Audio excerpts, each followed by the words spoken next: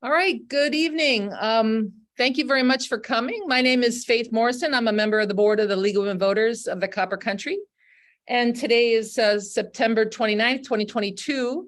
And we're bringing you a program from the Portage Lake District Library, both in person and by Zoom, which will be posted on YouTube at the completion. We're here tonight to talk about the 3 ballot proposals that are going to appear on the November 8th election in Michigan. And we're going to be presenting an educational program. The League of Women Voters is an organization that never supports a candidate, but it does advocate for positions, but only positions that it has studied and agreed upon. And we also do education from a neutral setting, and that's what we're doing this evening. We're going to be presenting both sides of the arguments for the 3 ballots. We are being part of the League of Women Voters Education Fund, which has a mission of educating the voters of what the issues are. So that'll be my topic for tonight, the 3 ballot proposals that have succeeded through all the hoops that were necessary to get onto the ballot this November. In addition, at the end of the talk, I will also remind everybody how to be able to vote, what the steps are. So that'll be my second topic. So let's start with what's on the ballot. Thank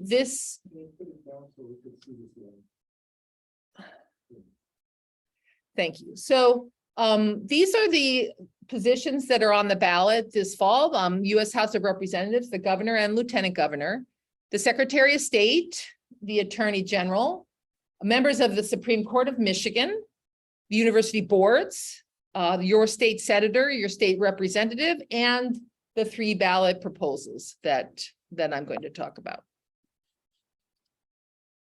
So those are the statewide positions, but there are also local positions that are on the ballot, including the County Board of Commissioners, our county clerk, local election officials, and possibly local ballot proposals. So my topic is the 3 statewide ballot proposals. And for those of you in the room, if you haven't already helped yourself, there is a handout in the front that has the official summary language for the 3 ballot proposals. And so they're numbered 22, the year 1, 2, and 3. 22-1 is shorthand is called transparency and term limits. 22-2 is promote the vote 2022. These are not my names. These are the names of these ballot proposals. And number 3 is 22-3, reproductive freedom for all. And we'll go in order. So here's the first one, 22-1, transparency and term limits. So this particular ballot proposal is different from the other 2 in that there were no petitions sent around and signed in order for this ballot proposal to appear. This passed through the legislature with a 2/3 vote, and therefore that's how it made it onto the ballot. So this has the support of the legislature. All 3 of the ballot proposals are constitutional amendments. So if you read the Michigan Constitution, there are 2 types of ballot proposals that we may have. One type amends our Constitution, the other type passes legislation. So although we have legislators to pass legislation in Michigan, the people can also pass legislation through the ballot mechanism. This year, none of our proposals are the legislative version. They're all the constitutional versions. There are 2 ways to get a constitutional change on the ballot, and this is one of them, which is 2/3 vote of the legislature. So in summary, this 22-1 is a proposal to amend the state constitution to require annual public financial disclosure reports by legislators and other state officers and change state legislator term limits to 12 years total in the legislature.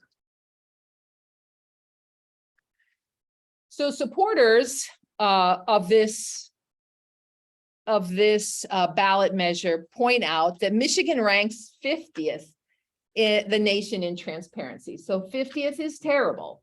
In Michigan and Idaho are the 2 states that don't require their legislators to give any kind of financial disclosure. So a legislator could be working on a topic for a particular entity and yet own part of it. There's no disclosure required. So this proposal would provide mandatory disclosure. This proposal will also provide term limits that allow the legislators to serve longer in one chamber. So some of the supporters of this issue are listed here: American Federation of Teachers Michigan, Families for Dems, League of Women Voters of Michigan, the Michigan Chamber of Commerce, Michigan Education Association, Michigan Farm Bureau, Michigan Manufacturers Association, Michigan Realtors, Michigan Regional Council of Carpenters and Millwrights, and the Sierra Club. So what do the opponents say? So the opponents say, actually, I meant to bring your attention back to the actual summary that you have in your hand, because there's a little bit more information there, so you could, in your own time limit, be a little bit more up to date on what this ballot is about. But the big change is that we do currently have term limits in Michigan. It's just that there are, it's so many years for a representative in the House and so many years for a representative in the Senate. And so this has caused somebody who's term limited, say, in the House to move over to the Senate, and it causes a sort of a strange conduct of a legislator who may wish to stay in the legislative House, moving to the other House because they're term limited. So the current term limits are 6 years in the House and 8 years in the Senate separately. 6 years in the House, no more, 8 years in the Senate. So when you look at what's being proposed, they're proposing that there be a combined term limit. So the combined term limit is 12 years total in the two. So you could move back and forth between the House and the Senate as long as you stayed under 12. So going back to what the opponents say, so I said what the supporters said: low transparency, requiring mandatory disclosure and term limits so they can serve longer in one chamber. Opponents say the way this was put on the ballot was sneaky. Okay, critics of the proposal have attacked the rapid vote state lawmakers cast in May to place the measure on the November 8th ballot. They called it an ambush. They have also argued the proposal is drafted by, quote, politicians and lobbyists, unquote, who, quote, make money off their connection to government. And they assert that some people, as opposed to term limits, assert that they would just rather not have term limits, let the people decide. So those who are on the record as opposing proposal one is a group called Term Limits Defense Fund and the U.S. Term Limits.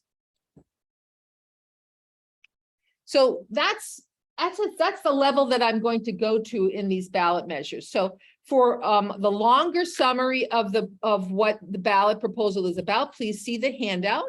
If you're watching on Zoom, these handouts will be available on the League of Women Voters website, where you can see exactly the summary that was approved in the process to describe this ballot proposal. So ballot proposal 2 is called Promote the Vote 2022. And this was a ballot proposal put on through the petition process. They needed 425,059 valid signatures to put it on the ballot, and they collected 669,972 petitions. So as I said at the beginning of the presentation, the ballot constitutional amendment by ballot is the people of the people part of governance, that if a change is perceived by enough people, we can petition it onto the ballot. And if it's voted for by enough people, it can go right into the Constitution. The legislature can't stop it. The governor can't stop it. So this is the summary of the Promote the Vote materials. Now, you may think I've heard this Promote the Vote thing before, and you have, because in 2018, something called Promote the Vote was also passed as a ballot measure. And it was also about making elections easier. So this is this year's version, but I just want to remind you what the 2018 version was. Some of the big things that were put into the Michigan Constitution in 2018 included no reason absentee ballots. So before 2018, you had to have a good reason to get an absentee ballot. You had to be elderly or infirm or going to be absent on the day of the election. And that is no longer the case. Now anybody can get an absentee ballot. And in the last election, in the last primary, half the people voted by absentee. So it was very much, especially in the pandemic, it was very much used. Also in 2018, we put straight party voting. So the ability to vote a straight party ticket was put into the Constitution, and in-person registration up to election day, we have, and it's in the Constitution, and that there would be statewide audits of election was put into the Constitution. So there were many things that were put into the Constitution in 2018, but this 22.2 lists things that the supporters believe also should be in the Constitution. And they include the fundamental right to vote without harassing conduct, to require military or overseas ballots to be counted if they're postmarked by election day, provide voter right to verify identity with photo ID or a signed statement, provide voter right to single application to voter absentee in all elections, require state-funded absentee ballot drop boxes and postage for absentee applications and ballots, provide that only election officials may conduct post-election audits, require 9 days of early in-person voting, allow donations to fund elections, which must be disclosed, and require canvass boards to certify election results based only on the official record of votes cast. So that's a long list, and it's on the sheet, the summary sheet that you've got or that you can get. And currently, as I pointed out a moment ago, Michigan voters did put a lot of voter measures into the Constitution in 2018, but we have additional voting right issues that come through the legislature. And the proponents of Proposal 2 want to move the things that are on the list that I just read into the Constitution so that they don't get monkeyed with the legislature. They believe that it's important for it to be in the Constitution. So supporters say, I didn't skip a page, did I? Supporters say that this will help ensure every voice is heard and every vote is counted in every election, no matter what political party or candidate we support, where we live, or what we look like. Supporters say that Proposal 2 will enhance election integrity and increase election security by modernizing how we administer elections to ensure every vote counts. And supporters of Proposal 2 say it will make voting more convenient and accessible for Michiganders of all backgrounds. Supporters of Proposal 2 include the ACLU, the American Civil Liberties Union, American Federation of Teachers of Michigan, Common Cause, Equality Michigan, Gray Panthers, the League of Women Voters of Michigan, the Michigan AFL-CIO, the NAACP, and Voters Not Politicians. Those who are opposed to Proposal 2 say that these changes open the door to abuse of the election system. Opponents of Proposal 2 say that they are opposed to wide expansion of absentee voting because of security concerns and cost concerns. Those who have stated their opposition to Proposal 2, including the groups Defend Your Ballot, Unborn Equity and Voting Integrity, Secure My Vote, and Stand Up Michigan. So that was the summary of the second ballot proposal, Proposal 2. And now I move on to the last one, Proposal 3, which is called Reproductive Freedom for All. And on our summary sheet, we have a slightly longer version of the summary there. So this is a proposal to amend the state constitution to establish new individual right to reproductive freedom, including the right to make all decisions about pregnancy and abortion, allow state to regulate abortion in some cases, and forbid prosecution of individuals exercising an established right. So this, of course, was brought in by the petitioners because of the overturning of Roe versus Wade on June 24th, 2022 in the Dobbs versus Jacksonville's William Women's Center. in which the previous courts had found that women had a right to privacy from government interference that included the kind of decisions that go into having an abortion, and that was overturned by our current Supreme Court on June 24th. Michigan has an existing law from 1931 that does ban abortions, and our governor went to court and asked for that to be put a hold on that until the courts could fully vet that issue, and she got that injunction. Here's some statistics on abortions in Michigan. In 2020, 18% of all pregnancies resulted in abortion and 15% in Michigan in miscarriage. Those under 18 accounted for 2% of all abortions in Michigan. Supporters of the proposal, Proposal 3, say this proposal will affirm that every person has a fundamental right to reproductive freedom without political interference and has the right about all matters relating to pregnancy, including birth control, abortion, prenatal care, and childbirth.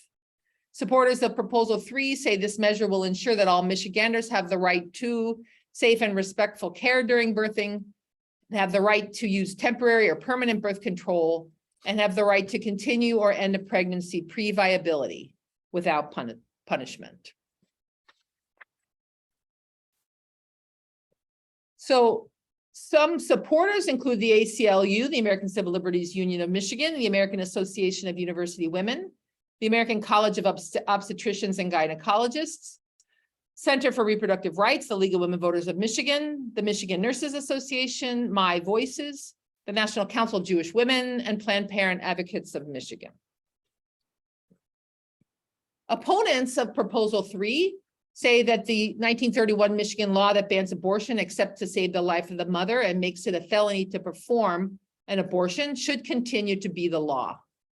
Opponents of Proposal 3 say this amendment would repeal dozens of state laws, including our state's ban on tax-funded abortions, the partial birth abortion ban, and fundamentally alter the parent-child relationship by preventing parents from having input on their children's health.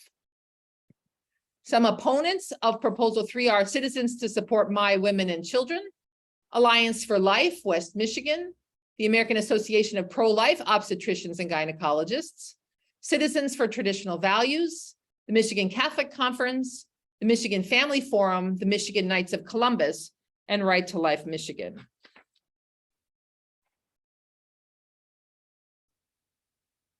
So those were the 3 ballot proposals. I'll just say them again. And again, I invite you all to pick up a copy of the handout that we have posted so that you can read the information and find more if you seek it out yourself from either the organizations that we listed or other sources available to you.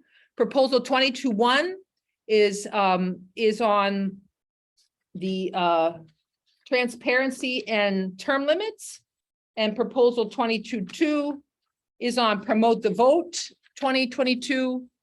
Proposal 22.3 is reproductive freedom for all. So as I said at the beginning, I also want to give some information on voting. And so that's the second part of my talk today. The steps to voting are, you must register to vote, then you must vote. If you choose to vote absentee, which by the 2018 law, you have the right to do that, you must follow the steps to do that. And then once the votes are collected and the absentee ballots are tabulated, the election is certified. So I'll talk about those 3 steps. So what does it take to register to vote? So the current situation is that you can do this by mail, you can do it in person, you can do it at a voter registration drive, and you can do it online. But you can't do all those things up to the last minute. You can, however, in this box on the right, you can register to vote in person on election day up till when the polls close. So if you're a last minute person, you can do it, but you do have to show up at your clerk's office on election day by the time the polls close. And I know from talking to people who work the polls that sometimes what happens is a person shows up thinking they've registered to vote and they haven't. And so then the poll workers send them to their clerk's office, and then it'll take time, but they can go and register and vote, and there's no need to not vote. It'll just take extra time. But obviously, a lot of that happening on the last day on a very busy election day is not the best way to run an election. Instead, it's good to register in advance. So online registration is safe and easy, and you can also register by mail. You can go to the Secretary of State's office to register to vote. You can go to your city, township, or your county clerk's office, or you can go to voter registration agencies. So you can also check if you're registered online. And so I just want to show you that. Let's see, I went and checked myself. Okay, so I went on to the Secretary of State's website, and you can see the URL here. And I wanted to know, am I registered to vote? And I had to put in some information, which you can't see, I hope. I don't think it's here. And it tells me who my clerk is, where the clerk's office is located. It gives me a map of where I need to vote, gives me the business hours of the clerk, tells me where my drop box is. It tells me the election date. It tells them that they in fact did receive my application for an absentee ballot on July 18th. They will put the date that they send me the ballot online, and they will indicate when they've received it. So if you're a bit nervous about absentee ballot, please do go to the website and take a look and follow it along to make sure things are done the way you expected them. Faith, we couldn't see that. Oh, you couldn't see that. So let me redo that just quickly. I had a vague feeling that I was doing that wrong. So I'll just do that again in a second, as soon as I can figure out which page it is. Here it is. Thank you for letting me know. So now you're seeing it, right, Vicki? Yes. Yes, thank you. So I'll just do that again. Here's the URL, mvic.sos.state.mi.us, and then the rest. But I just found it by Googling what I wanted to know, which was whether or not I was registered to vote. And then it tells me, as I indicated the last time that I pantomimed it without it showing up, who my clerk is, the map, various hours, Dropbox locations, and the particulars of my voter status. So there we go. So let me go back to sharing the presentation.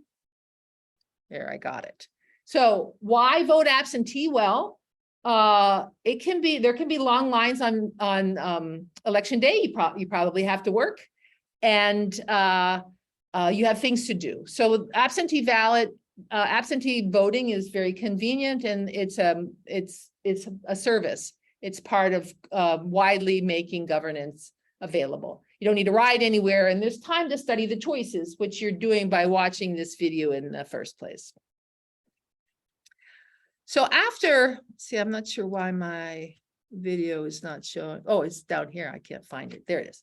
The next step after the balloting, and I'll just add to these slides a little bit.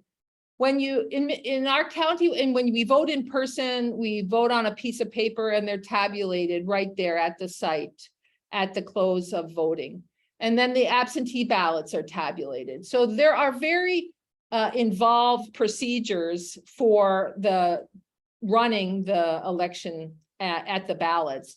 And all voters are invited to become trained workers at the polls. I took that training myself, and it's completely accessible, and it's a wonderful way to be part of the voting system. And it'll build your confidence in the quality of the elections we run in every single county in Michigan. Once those numbers are tabulated, they have to be, within 14 days, they have to be certified by the County Board of Canvassers. So that's the next step to certifying an election. The County Board of Canvassers is 2 Republicans and 2 Democrats. They are appointed by the County Board of Commissioners from names that are supplied by the 2 parties. So the Republican Party submits names, the Democratic Party submits names, and the county board picks people for that board. So they then have to meet within 14 days, and it is permitted for there to be observers at those meetings. So if you would like to do some verification of your own, you may attend that meeting. The League of Women Voters trains observers to attend those meetings to be the eyes of the public, but you're also welcome to be the eyes of the public. So once it is passed by the County Board of Canvassers, it moves up the chain to the State Board of Canvassers within 6 weeks after the election. The State Board of Canvassers, which is 2 Republicans and 2 Democrats. Again, the parties select the candidates, and in this case, the governor appoints the members of the board. And as at the county level, the League of Women Voters sends observers to watch this meeting, but as is true for the county level, you're welcome to follow the steps to become an observer as well. So when that State Board of Canvassers certifies the election, then and only then is the election result declared to be official. So that's all the information I wanted to pass on today. This last slide has some voter resources. The Michigan Secretary of State website. The Secretary of State is the governmental official who oversees the election processes. www.michiganvoting.org has additional information about voting, and Vote 411 is an online version of a voter's guide, like the League of Women Voters Voters Guide. And in fact, our local candidates are being put into Vote 411 by League of Women Voter volunteers. And you can go there and see the statements that the candidates have made so that you can hear from their own typewriters what they're in favor of and what their stands are on various issues that are important to you as you decide how to vote. So please take a look at Vote 411. There will also be printed voter guides around the community. The ones from the state have already arrived to the League of Women Voters of the Copper Country, and we've got people distributed them around the counties even now, and additional ones that are local will be showing up in a short period of time. So I'm going to thank everybody for attending. I'm going to stop the recording, and then I'm going to take questions because I don't want to put anybody on the spot for questioning.